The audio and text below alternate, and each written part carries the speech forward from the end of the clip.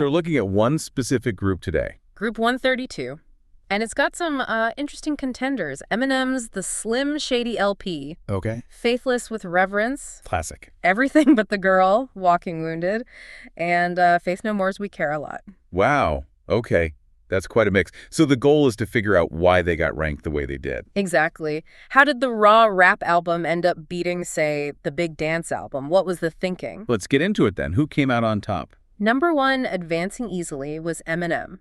The Slim Shady LP. And the reasoning? Well, the reviewer basically said it topped this group because it felt more edgy and raw than his later stuff. Ah, so it's about that initial impact, the originality. Totally. It wasn't just sound, it was the whole vibe. They mentioned tracks like Bonnie and Clyde 97. Right. And If I Had, highlighting those early kind of shocking sadistic fantasies as being really central to why it won. Okay, so rawness and edge took first place.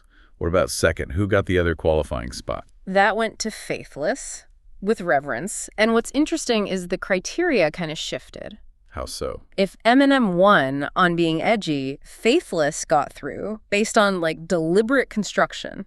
Oh, you mean how the tracks are put together? Yeah, the reviewer noted that the mix of genres, the dance chill-out works really well aspect, was key. It created this journey. Okay, I think I get that. So it wasn't just individual songs, but how the whole thing hangs together. Precisely. It starts pretty sedate. Tracks like Don't Leave, very atmospheric. Yeah, haunting. And then it builds, spirals up into those massive dance anthems. Salva Mia, Insomnia. The big ones, yeah. And then it winds down again nicely with tracks like Baseball Cap. They even thought they heard Dito on there somewhere.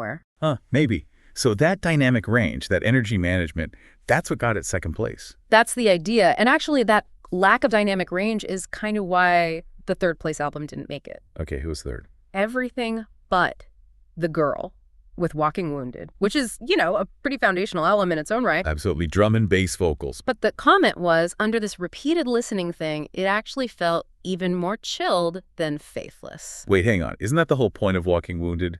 That consistent, moody vibe? Is it fair to knock it for that?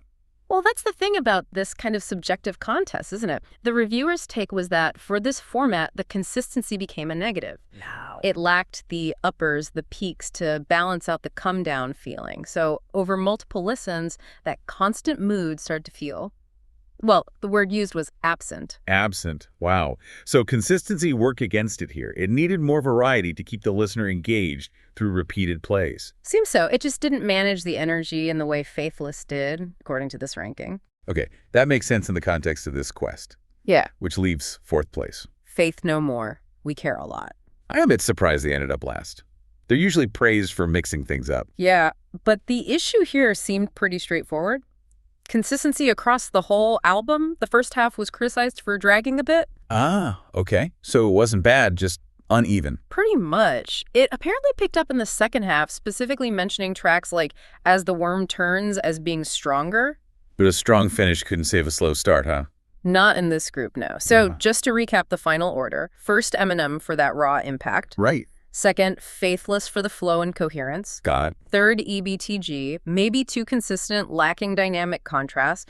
And fourth, Faith No More, because it wasn't strong all the way through. So even though it's one person's taste, this album quest, there are still clear criteria emerging, aren't there? Things like flow, energy, originality, consistency. Definitely. It shows how even subjective taste can lean on some, well, almost objective measures when you compare albums side by side like this.